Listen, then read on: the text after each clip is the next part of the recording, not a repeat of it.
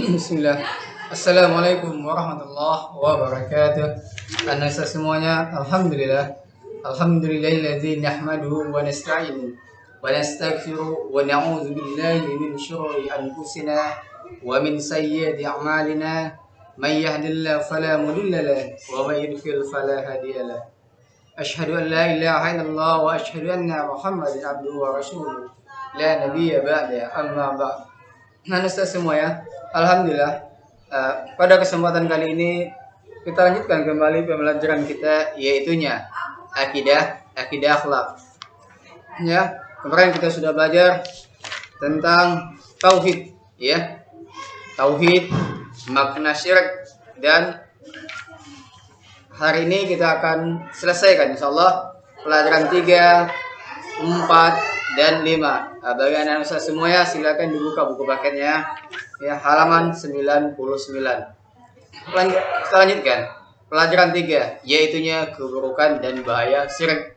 Ingat nak, syirik ini adalah lawan dari tauhid, yang mana tauhid itu adalah mengesahkan Allah, sementara syirik adalah ya menyembah selain Allah, atau ya menduakan Allah, atau menyembah kepada selain Allah, menyembah atau meminta kepada selain Allah. Nah, syirik adalah suatu bentuk kezaliman yang terbesar, yang sangat buruk, yang memiliki bahayanya yang sangat luar biasa. Di antara bahaya syirik, ya, pertama, pelakunya termasuk orang yang sesat. Berarti orang yang melakukan syirik, ya, pelakunya termasuk ke dalam orang yang sesat. Yang kedua, perbuatan syirik dosanya tidak diampuni oleh Allah Ta'ala.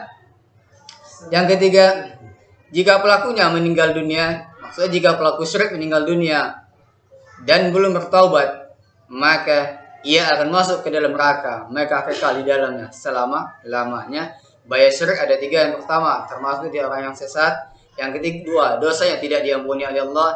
Yang ketiga, apabila dia meninggal dalam keadaan syirik, maka dia kekal di dalam neraka. Sebagaimana ya firman Allah Azza wa Jalla yang berbunyi, ya, yang terdapat dalam Quran surah An-Nisa ayat 116. A'udzu billahi minasyaitonir rajim. Wa may yusyrik billahi faqad dhalla dhalalan ba'ida. Ya, artinya, dan barang siapa yang menyekutukan Allah, maka sungguh ia telah tersesat, dan dengan kesesatan yang sejauh-jauhnya. Ya, jadi barang siapa yang telah menyekutukan Allah, barang siapa yang telah berbuat syirik, berarti dia telah tersesat, ya, dengan kesesatan yang sangat jauh, ya, dengan kesesatan yang sejauh-jauhnya, paling jauh sesatnya. Sebagaimana terdapat juga dalam Quran surat Al-Maidah ayat 72 yang berbunyi, A'udzu billahi minasyaitonir rajim. Innahu man yusyrik billahi faqad haramallahu 'alaihi al-jannah wa ma'wahu an-nar wa ma lizzalimin min ansar. Ya, artinya, sesungguhnya orang-orang yang menyekutukan sesuatu dengan Allah, maka pasti Allah mengharamkan kepadanya surga, dan tempatnya ialah neraka. Tidaklah ada bagi orang-orang zalim itu sebagai penolong pun. Quran surat Al-Maidah ayat 72. Maksudnya di sini adalah bahwasanya seseorang yang telah berbuat syirik, seseorang yang telah menyekutukan Allah, maka Allah akan mengharamkan surga baginya, dan tempat kembalinya ialah neraka, dan tidak ada penolong bagi orang-orang yang zalim. Lanjut pelajaran keempat, ya, macam-macam syirik. Ya, di sini para ulama menjelaskan, ya, bahwa syirik dapat dikelompokkan menjadi 2. Ada syirik besar atau disebut dengan akbar, dan syirik kecil atau syirik asgar. Ya, syirik besar tentu dosanya yang paling besar. Syirik besar dosanya sangat besar, sehingga bisa mengeluarkan seseorang atau mengeluarkan pelakunya dari agama Islam. Berarti orang yang pelaku dosa syirik besar, dia telah kafir. Jika ia mati dan belum bertobat, ya, maka seluruh amal kebaikannya terhapus, dan ia kekal dalam neraka selama-lamanya, seperti yang Ustaz jelaskan tadi, ya, yang terdapat dalam Quran surat An-Nisa dan Al-Maidah. Adapun contoh syirik besar, ya, ini contoh syirik besar. Yang pertama, menyembah kuburan. Ini kita tidak boleh menyembah kuburan atau meminta sesuatu kepada kuburan. Yang kedua, menyembah patung, menyembah pohon, menyembah keris dan menyembah jin. Intinya kita tidak boleh menyembah, tidak boleh meminta kepada sesuatu ya selain kepada Allah Ta'ala. Ya termasuk di dalamnya kita juga tidak boleh berdoa kepada siapapun. Kita harus meminta dan berdoa hanya kepada Allah Ta'ala. Adapun syirik kecil, yang tadi syirik besar, yang kedua syirik kecil. Syirik kecil dosanya juga besar, sehingga dapat menghapus pahala amal kita. Namun pelakunya di sini tidak keluar dari Islam, dia tidak keluar dari Islam dan tidak kafir. Kalau pelaku dosa syirik besar, dia bisa terancam keluar dari agama Islam atau kafir. Sementara pelaku syirik kecil, dosanya tetap besar, namun dia tidak keluar dari agama Islam. Ya, namun jangan coba-coba ya untuk melakukan perbuatan syirik. Adapun ya contoh syirik kecil, contohnya ada riya atau pamer ya. Pamer ini maksudnya adalah segala sesuatu yang kita lakukan ingin mendapatkan pujian dari orang lain. Ya, kita berinfak, ya, kita berbicara yang baik, tujuannya hanya satu, untuk mendapat ya penilaian yang baik dari orang lain. Itu merupakan sifat pamer atau ya ini termasuk kategori syirik kecil.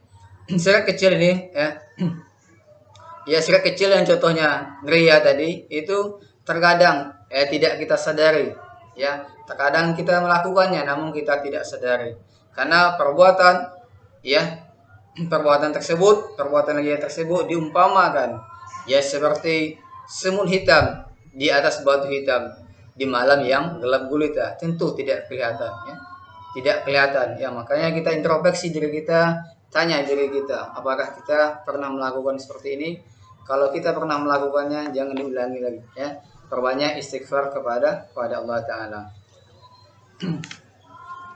Yang kelima ya, cara menghindari syirik. Tadi sudah tahu ya apa bahaya syirik, contoh-contoh perbuatan syirik. Yang ketiga, bagaimana caranya agar kita terhindar ya dari perbuatan syirik.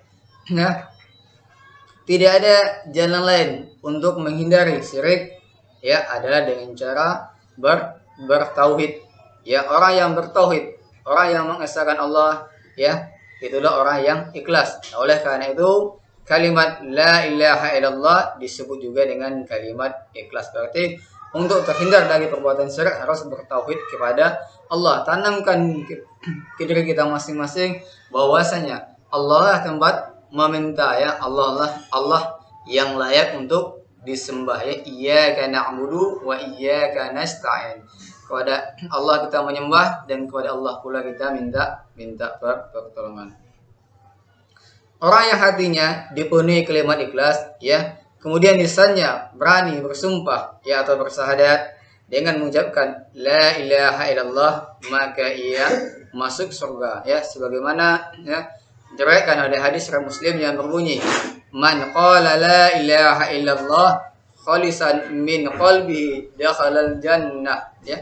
Artinya barang siapa mengucapkan la ilaha illallah ikhlas dari hatinya, maka ia masuk surga. Hadis riwayat Muslim ya. Nah, mungkin materi kita sudah selesai ya. Silahkan didengar materi ini baik-baik, semoga bermanfaat ya. Ustaz mengingatkan antum semuanya untuk senantiasa menjaga dan melaksanakan sholatnya ya, dan juga lakukan juga amalan sunnah lainnya ya. Semoga dengan pembelajaran kali ini ya membawa kita ya agar selalu bertauhid kepada Allah dan menghindari perbuatan syirik ya. Semoga bermanfaat. Ustaz tutup dengan doa kafaratul majlis. Subhanakallahumma wa bihamdika asyhadu an la ilaha illa anta astaghfiruka wa atubu ilaik. Assalamualaikum warahmatullahi wabarakatuh.